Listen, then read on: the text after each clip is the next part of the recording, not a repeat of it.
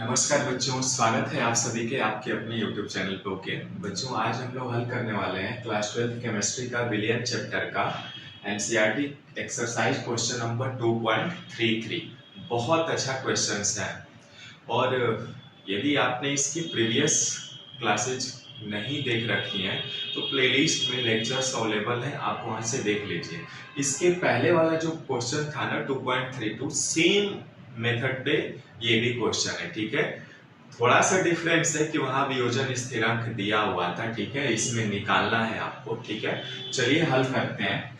कह रहा है कि ये CH2FCOOH ये एक प्रकार का ऑर्गेनिक एसिड है जिसे फ्लूओरो एसिटिक एसिड कहते हैं। ठीक है, जितने भी ये फ्लूओरो एसिटिक एसिड है, ये ऑर्गेनिक एसिड, ये क्या होता है, ये वीक एसिड होता है। ठीक है, कि 19.5 ग्राम को 500 ग्राम H2O में, यानी विलायक क्या है, H2O है, में घोलने पर जल के हिमांक में 1.0 डिग्री सेल्सियस का अवनमन देखा गया है ना, डिप्रेशन इन फ्रीजिंग पॉइंट देखा गया, मतलब ऑब्जर्व किया गया। ठीक है, आई फैक्टर का मान यदि आप निकालते थे पहले तो उसमें 2-3 फार्मूले होते हैं, है ना। यानी आई का मान निकालेंगे तो क्या होता है, ऑब्जर्व जो डिप्रेशन इन फ्रीजिंग पॉइंट देखा गया बटे में calculated depression in freezing point में, इन दोनों का भी आप यदि डिवाइड कर देते हैं तो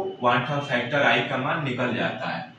तो यहाँ पे वही चीज कह रहा है कि ऑब्जर्व कैलकुलेटेड आपका डेल्टा टीएफ दे दिया गया है, सॉरी कैलकुलेटेड नहीं, ऑब्जर्व दिया गया है, कैलकुलेटेड निकालना है आपको।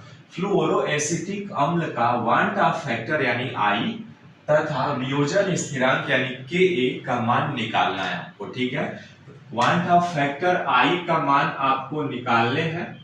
ठीक है, और वियोजन स्थिरांक का मान भी निकालने हैं, Ka का मान। ठीक है ना। अब चूंकि हमें आई का मान, आई क्या होता है बच्चों, आई बराबर क्वांटम फैक्टर बराबर होता है डेल्टा टीएफ ऑब्जर्व, यानी आपने जो ऑब्जर्व किया देखा बटे डेल्टा टीएफ कैलकुलेटेड, ये होता है क्वांटम फैक्टर का मान। ठीक है, यहां से आपको देखिए इसमें क्या क्या दिया गया है बच्चों, डेल्टा टीएफ ऑब्जर्व मिल गया है हमको, दिया हुआ है। कितना दिया हुआ है बच्चों, देखिए ये दिया गया है 1.0 degree Celsius. Delta TF calculated निकालना है हमको, कैलकुलेटेड वाला जो डेल्टा टीएफ है उसको निकालना है।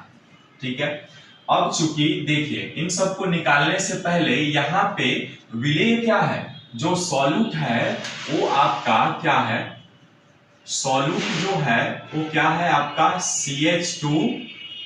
CH2 आपका CH2FCOOH है। ठीक है, और सॉल्वेंट क्या है बच्चों, सॉल्वेंट जो है आपका वाटर है ना। तो यहाँ पे वेट ऑफ सॉल्यूट दिया हुआ है, कितना दिया गया है, देखिए 19.5 ग्राम दिया हुआ है ना। अब यहाँ पे मोलर वेट निकाल सकते हैं क्योंकि इसका फार्मूला हमें पता है, केमिकल फार्मूला। तो यहां से हम निकाल लेते हैं मोलर वेट ऑफ सॉल्यूट, यानी ये क्या है CH2FCOOH का निकालना है हमको मोलर वेट। ठीक है, अब मोलर वेट निकालिए, कैसे निकालेंगे, यहाँ पे देखिए कार्बन कितने हैं, 1 2 है, यानी 2 कार्बन और 1 कार्बन का कितना होता है 12, प्लस हाइड्रोजन कितने हैं बच्चों, देखिए 2 1 3 है, 3 हाइड्रोजन, 1 हाइड्रोजन का एटॉमिक वेट 1 होता है, प्लस फ्लोरीन का 19 होता है, प्लस 2 ऑक्सीजन है, 1 ऑक्सीजन का 16 होता है। करिए, जोड़ दीजिए इसको, 24 प्लस 3 प्लस 19 प्लस 32। ठीक है, ये कितना आ जाएगा बच्चों, 2 9 2 11 14 और 4 18 के 8, कैरी 1 बचा, 3 1 4 2 6 1 7, 78 ग्राम पर मोल इनवर्स 1 आया बच्चों, ठीक है। यानी इनका मोलर वेट जो आया वो आपका 78 ग्राम पर मोल आया। अब यहाँ से मोलों की संख्या हम निकाल सकते हैं। मोलों की संख्या क्या होता है? मोलों की संख्या बराबर होता है weight by molar weight. Weight कितना है बच्चों? देखिए वेट है आपके पास 19.5 ग्राम बटे मोलर वेट कितना है? 78 ग्राम मोल इनवर्स 1। ग्राम से ग्राम कैंसिल हो जाएगा, ठीक है। ये एक अंक के बाद दशमलव है ना बच्चों, तो मैं अंश व हर में 10 से मल्टीप्लाई करा देता हूँ। 10 से मल्टीप्लाई कराएंगे तो दशमलव हट जाएगा, 195 बटे नीचे हो जाएगा 780, ठीक है। अब भाग देंगे आप तो ये कितना आएगा? 780 में जब आप 195 का भाग देंगे तो ये मोलों की संख्या आपको निकल जाएगी, ठीक है। यानी मोलों की संख्या निकल जाएगी, भाग देंगे तो ये आएगा 0.25 मोल आ जाएगा, ठीक है। इतना आ गया, मोलों की संख्या निकल गया बच्चों। अब यहाँ पे हमें मोलैरिटी निकालनी है, लेकिन मोलैरिटी निकालने से पहले हमें सॉल्वेंट का जो वेट दिया हुआ है ना, यानी वेट ऑफ सॉल्वेंट कितना दिया गया है बच्चों? यहाँ पे है 500 ग्राम, है ना। अब इसको केजी में कन्वर्ट करेंगे तो 500 बटे 1000, है ना। यानी ये केजी में आ जाएगा, ये आएगा आपका 0.5 केजी, ठीक है। यहाँ तक क्लियर है? 0.5 केजी। अब मोलालिता निकाल लेते हैं, यानी मोलैलिटी निकालेंगे आप तो क्या होता है? मोलों की संख्या बटे weight of solvent in KG. तो अब हमारे पास मोलों की संख्या दिया हुआ है, कितना दिया गया है अभी आपने निकाला, ये रहा आपके पास 0.25 मोल, ठीक है, बटे वेट कितना है सॉल्वेंट का? 0.5 केजी, ठीक है। ये भाग देंगे आप तो कितना आएगा? देखिए 25 में 5 से भाग देंगे तो ये आपका आ जाएगा 0.5 m, है ना। 0.5 m आ जाएगा। अब ये भाग देंगे बच्चों तो ये आएगा आपका 0.5 मोल केजी इनवर्स 1, या इसी को हम कहते हैं 0.5 मोलल स्मॉल m, ठीक है। क्लियर है यहाँ तक? अब इसमें चूंकि हमें डेल्टा टीएफ कैलकुलेटेड निकालना है ना, डेल्टा टीएफ कैलकुलेटेड वाला निकालना है। निकालिए, कैसे निकालते हैं? फार्मूला क्या होता है? डेल्टा टीएफ बराबर होता है KF इंटू मोलैलिटी M।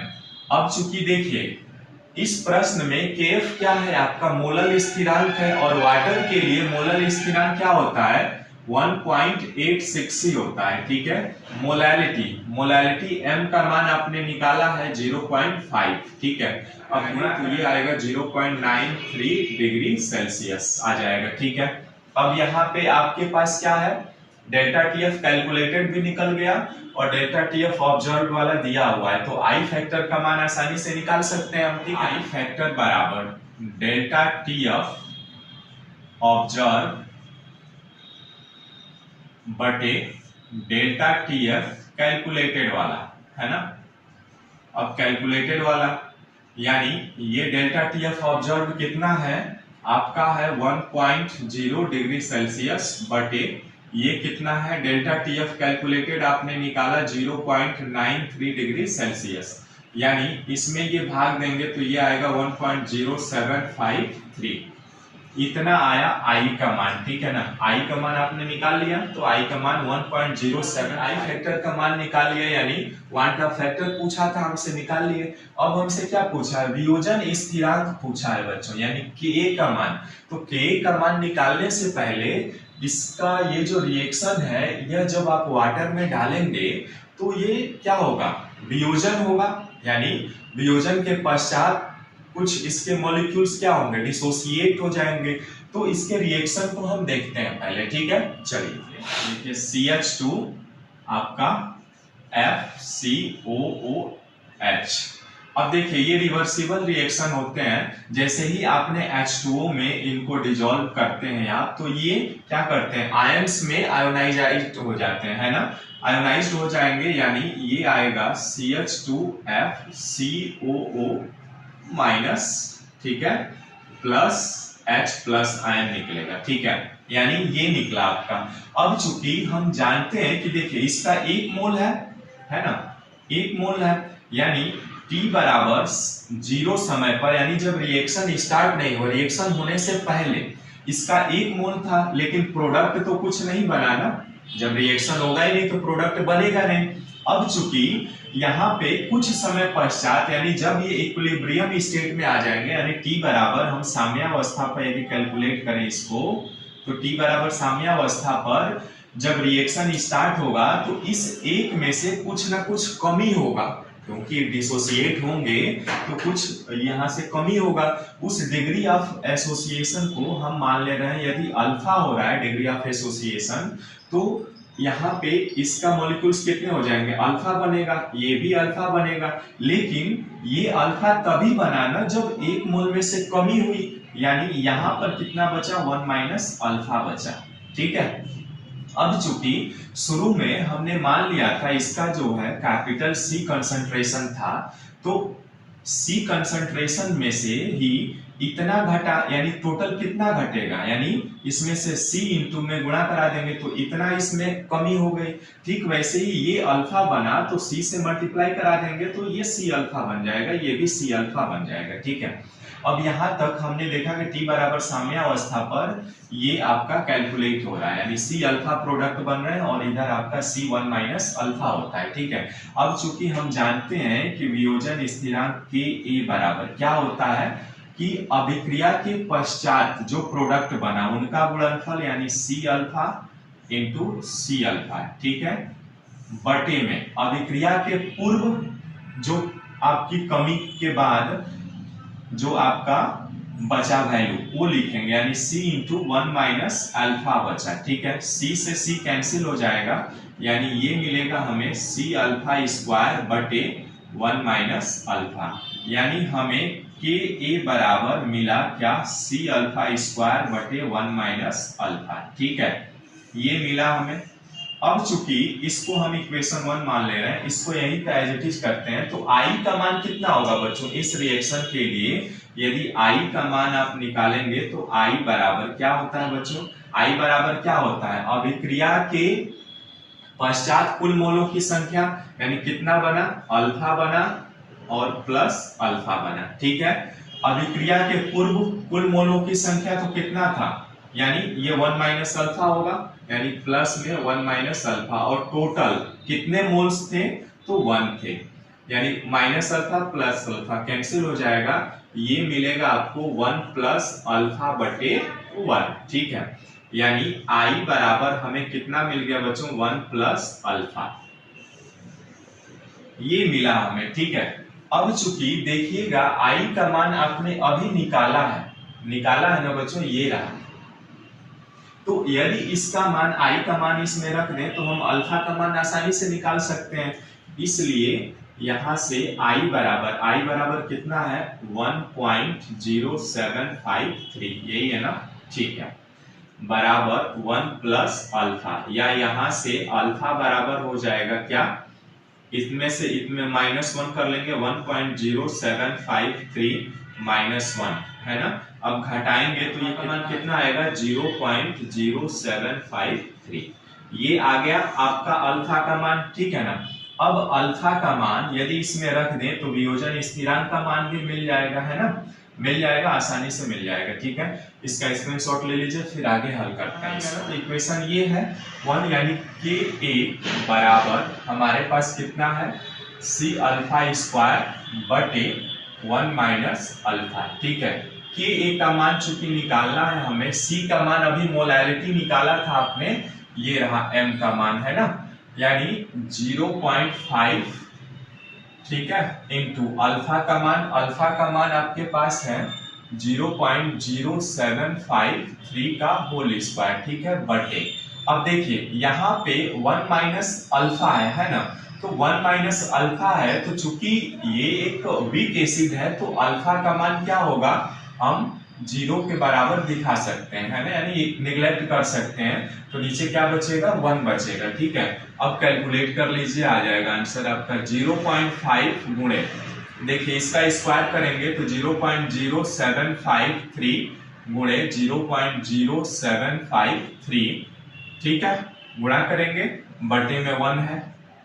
अब यहाँ पे देखिए बच्चों ये कितना है, एक अंक के बाद दशमलव कितने, 4 ये है और 4 ये, 8 और एक 9, 9 अंक के बाद दशमलव आ रहे हैं ना, तो 9 अंक के बाद दशमलव को मैं नीचे भेजूंगा तो ये आ जाएगा ऊपर आपका 5 गुणे 753 गुणे 753 बटे 10 टू द पावर 9 आ जाएगा, ठीक है। यानी इसका गुणा करें तो ये आएगा आपका 2835045, ठीक है। अब देखिए ये 10 टू द पावर 9 है ना, इसको मैं लिख सकता हूं 10 टू द पावर 6 गुणे 10 टू द पावर 3, क्योंकि दशमलव लगाना 1 2 3 4 5 6 अंक के बाद दशमलव लग जाएगा, यानी 2.835045 गुणे 10 इनवर्स 3 आ जाएगा, ठीक है। ये वियोजन स्थिरांक होगा जो कि आपका आंसर कंप्लीट होता है, और आशा करते हैं समझ में आया होगा, ठीक है। मिलता है फिर नेक्स्ट वीडियो में एक नए प्रश्नों के साथ। नमस्कार।